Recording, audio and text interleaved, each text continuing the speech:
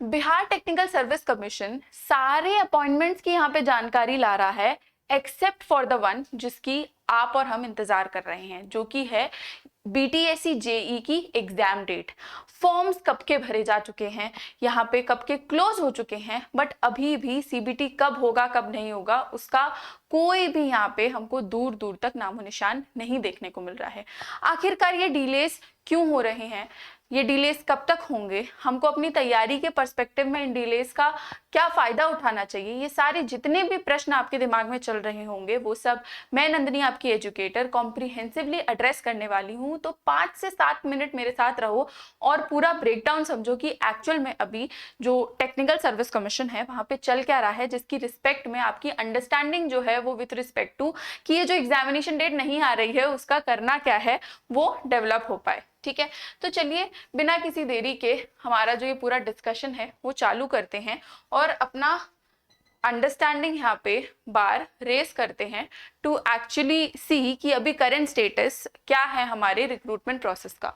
तो अगर आप देखो तो यहाँ पे सिलेक्शन आपका कंप्यूटर बेस्ड होगा, ये आई होप आप सभी को पता हो। ठीक है, ऑफिशियल नोटिफिकेशन अगर आप देखो तो आ चुकी है फॉर्म फिलिंग वगैरह की। ठीक है, पोस्ट आपकी जूनियर इंजीनियर की है और फाइनल एग्जाम कैलेंडर जो है वो अभी देखने को नहीं मिल पा रहा है, हालांकि एक्सपेक्टेड है। सो उस बेसिस में ये आपको मेजर शेयर देखने को मिलता है कि यहाँ पे किसके लिए कितनी पोस्ट हैं, जिसमें हमको देखने को मिल रहा है कि सिविल इंजीनियरिंग की मैक्सिमम पोस्ट है, तो जितने भी सिविल इंजीनियर्स हैं उनके लिए ये बहुत ही अच्छी खबर है। एंड उसी रिस्पेक्ट में अगर हम थोड़ा टाइमलाइन और ओवरव्यू को यहाँ पे रिव्यू करें तो हमको पता चलता है कि यहाँ पे जो हमारा फेज 1 और फेज 2 है वो तो कंप्लीट हो चुका है, कि यहाँ पे कैंडिडेट स्क्रूटनी हो चुकी है, एप्लीकेशन फॉर्म फिलिंग हो चुकी है, ये दोनों चीज आपकी कंप्लीटली यहाँ पे रजिस्टर हो चुकी हैं। अब हम जिस मुद्दे पे फंस गए हैं आके वो है हमारा फेज 3, जहाँ पे एग्जाम डेट अनाउंसमेंट अभी तक नहीं हुआ है, क्योंकि ऐसा बोला जा रहा है कि जैसे ही एग्जाम डेट आएगा वैसे ही एग्जाम डेट के से 10 से 12 दिन के बीच में आपका एडमिट कार्ड भी आ जाएगा, उस पर एग्जाम डेट, सिटी इंटीमेशन, जितनी भी आपकी से ये फॉर्मल चीजें होती हैं वो सब आपको पता चल जाएंगी। सो उस रिस्पेक्ट में अगर आप देखो तो लार्जली हम फेज 3 पे अभी अटके हुए हैं। जो ये अटके हुए हैं बीटीएससी कमीशन वाले, वो लार्जली इसीलिए अटके हुए हैं क्योंकि यहाँ पे कहा जा रहा है कि जो टेंडर है वो अभी किसको देना है वही डिसाइड नहीं हो पा रहा है।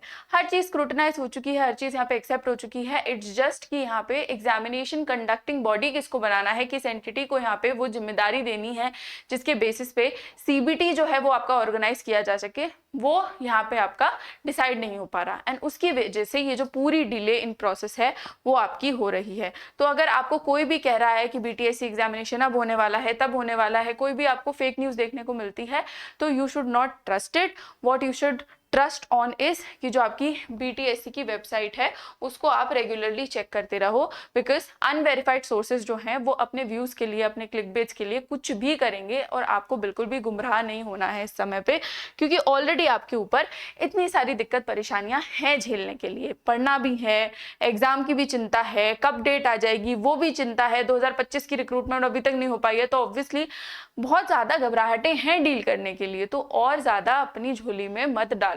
ठीक है, अगर हम स्टेटस देखें तो जो एक्सपेक्टेड टाइमलाइन है वो ऐसा है कि अब से 30 से 45 दिन में हमको लार्जली जो एग्जाम डेट है वो देखने को मिल जाएगी। एंड 7 से 10 दिन पहले आपके एडमिट कार्ड्स आ जाएंगे और ऑनलाइन सीबीटी जो है वो सारे ही बिहार सेंटर्स में कंडक्ट किया जाएगा। ठीक है, exam city intimation date slip वगैरह ये सारी चीजें आपकी आ जाएंगी। एंड ऑर्डर जो है वो कुछ इस प्रकार रहेगा कि पहले आपका एग्जामिनेशन डेट आएगा, फिर सिटी इंटीमेशन, फिर ई एडमिट कार्ड, देन आपका सीबीटी होगा, आंसर की पब्लिश होगी एंड देन फाइनली यहाँ पे आपकी मेरिट लिस्ट आएगी। सो इस बेसिस पे लाइक एवरी अदर एग्जामिनेशन आपका जो बीटीएससी जेई एग्जामिनेशन है वो भी कंडक्ट लार्जली यहाँ पे किया जाएगा। ठीक है, तो इस समय पे आपको क्या करना चाहिए, इस समय पे आपको बिल्कुल भी बिना डिस्ट्रैक्ट हुए, फालतू की बातों पे बिना ध्यान दिए, नोटिफिकेशन कब आएगा कब नहीं आएगा इस सब पे बिना ध्यान दिए आपको एकाग्र होके अपनी पढ़ाई करनी है। मेक श्योर करना है कि ये जितना भी बफर टाइम आपको मिलता जा रहा है उसका आप मैक्सिमम आउटपुट निकालो, क्योंकि अगर आप पॉलिटिक्स में पड़ गए, अगर आप पढ़ गए कि नोटिफिकेशन डेट नहीं आ रही है, करेंगे तब की तब देखेंगे, तो लार्ज चांसेस हैं कि आपका एग्जामिनेशन जो है वो फेल हो जाए। ठीक है, इसीलिए हमको वो गुंजाइश क्रिएट ही नहीं करनी है, हमको पहले ही इंस्टेंट पे ये एग्जाम निकालना है और इसीलिए अपना प्लान जो है वो हमको इंटैक्ट रखना है, ठीक है। 70% स्टडी टाइम जो है वो आप अपने टेक्निकल सब्जेक्ट्स को दो, PYQ सॉल्व करो इस टाइम पे जितने हो सके। स्टेट जेई के मिले स्टेट जेई के कर लो, BTSC के मिले BTSC के कर लो। हम लोग आपके लिए फ्री सेशंस लेकर के ही आ रहे हैं यूट्यूब पे, तो मैक्सिमम जो आउटपुट निकाल सकते हो निकालो, ठीक है। GS और स्टेट स्पेसिफिक GK डेली की जो आपकी किताबें हैं उनको पूरा मतलब घोट करके पी लो इस वक्त पे, तो मैं कहूंगी, ठीक है। और full length online mock test दो, हर वीक 2 टेस्ट कम से कम आपको देने चाहिए। और अपने फॉर्मूला चीट शीट जो है वो मेंटेन करके रखो। जो मिस्टेक्स आपको अवॉइड करनी है उनका भी ध्यान रखो, जैसे कि एग्जाम डेट का बिल्कुल वेट मत करो, रिवीजन अपना अभी से चालू करो, ठीक है। नॉन टेक को बिल्कुल इग्नोर मत करना, जनरल अवेयरनेस सेक्शन को बिल्कुल इग्नोर मत करना, क्योंकि वो आपके कट ऑफ और रैंक डिसाइडर होते हैं, ठीक है। पेपर पे प्रैक्टिस मत करो, ऑनलाइन मोड है ना, तो जितना आपको अवेलेबल हो पाए उतने ऑनलाइन टेस्ट दो, ठीक है। मल्टीपल अनवेरिफाइड स्टडी सोर्सेज से मत पढ़ो, एक सोर्स रखो पर कॉन्क्रीट रखो और मेक श्योर करो कि थ्रू आउट अपनी प्रिपरेशन में सिर्फ उसको ही फॉलो करो, ठीक है। BTSC का जो सर्कुलर पेज है उसको फिलहाल के लिए बुक मार्क करके रख लो, जैसी ही अपडेट आएगी तुम्हें भी पता चल जाएगी और इन एनी केस मैं भी बता ही दूंगी, ठीक है। हमेशा ऑफिशियल वेबसाइट ऑथेंटिक सोर्सेज पे ही रिलाय करना और किसी भी अनऑथराइज्ड डेट क्लेम पे विश्वास नहीं करना, ठीक है। तो फोकस्ड रहो, 6 से 8 घंटे की अपनी पढ़ाई रखो, वीक टॉपिक्स को आइडेंटिफाई करो, उस पर ज़्यादा से ज़्यादा प्रैक्टिस करो और मेक श्योर करो कि एग्जामिनेशन जो है वो तुम्हारा कोई भी नहीं रोक पाए, कोई भी नहीं मतलब कोई भी नहीं, ठीक है।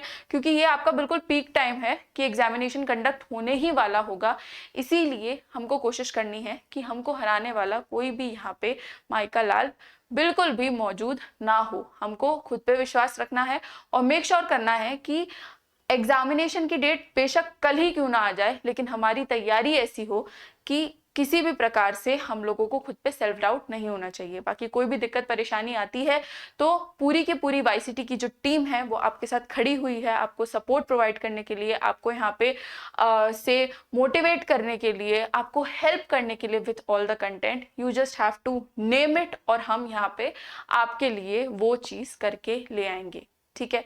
सो आई होप कि आपको थोड़ी सी क्लैरिटी मिली हो यहाँ पे कि आपको एग्जामिनेशन डेट्स के हिसाब से क्या क्या करना है और अभी इस फेज में, जिस फेज में अभी आप हैं उसमें आपको एसेंशियली किन किन चीज़ों पे फोकस करना है।